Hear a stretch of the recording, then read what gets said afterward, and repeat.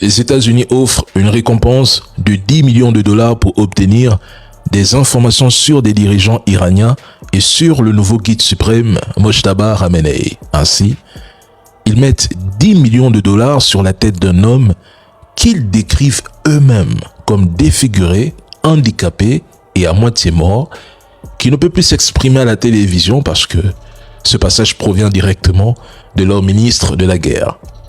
Les médias français ont relayé qu'il serait même placé sous haute protection dans un hôpital. Certains allant jusqu'à évoquer une jambe amputée, comme s'il discutait avec le docteur personnel du guide suprême. Mais au-delà de l'ironie, qu'est-ce que cela change concrètement à la situation actuelle? Rien. Parce que ça ressemble à une forme de pression politique qui révèle l'échec du plan de Donald Trump face à l'Iran. Les sanctions n'ont pas fait plier Téhéran. Les pressions militaires n'ont pas brisé le système.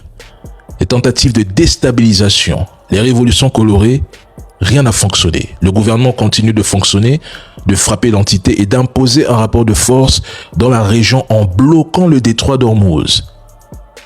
10 millions de dollars ne modifient ni la structure de pouvoir iranien, ni la loyauté de ses réseaux, ni la dynamique du conflit.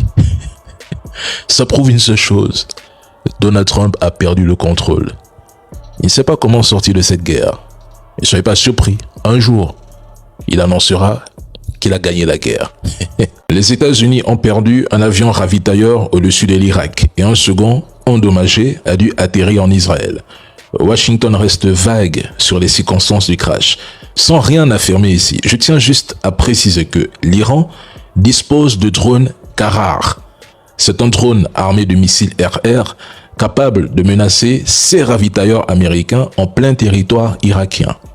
Son missile à guidage thermique a une portée de 8 à 16 km et peut cibler des appareils aériens comme des drones, des hélicoptères, des avions de chasse américains, etc. Le Qarar lui-même a une portée opérationnelle allant jusqu'à 1000 km, ce qui lui permet d'opérer dans des zones comme l'Irak.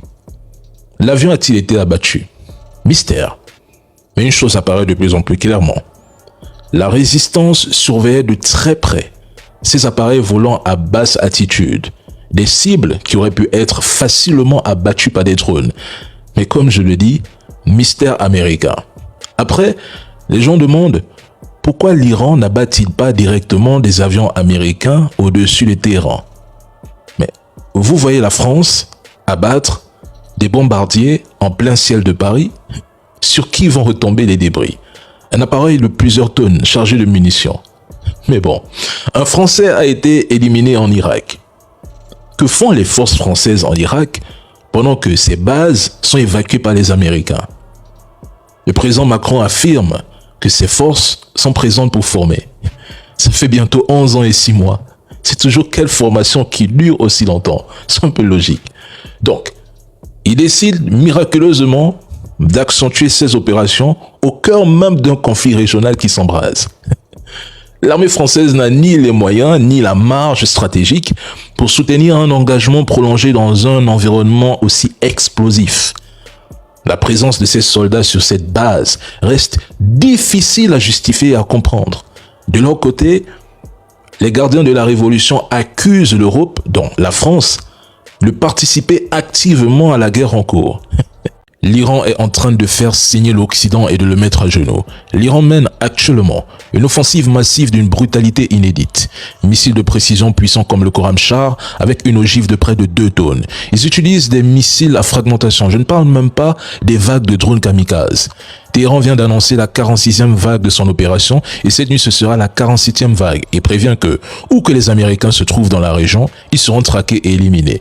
Déjà, plusieurs pays européens et même certains États hors d'Europe ouvrent discrètement des négociations avec Téhéran, espérant garantir un passage sûr dans le détroit d'Ormuz. Dans plusieurs capitales européennes, on cherche fébrilement des solutions pour relancer les expéditions d'énergie parce que l'économie mondiale se retrouve prise en otage par l'Iran qu'ils ont sous-estimé. Pendant que les propagandistes comparaient la puissance de feu américaine à celle de l'Iran, nous avons compris dès le départ la véritable logique du conflit côté iranien.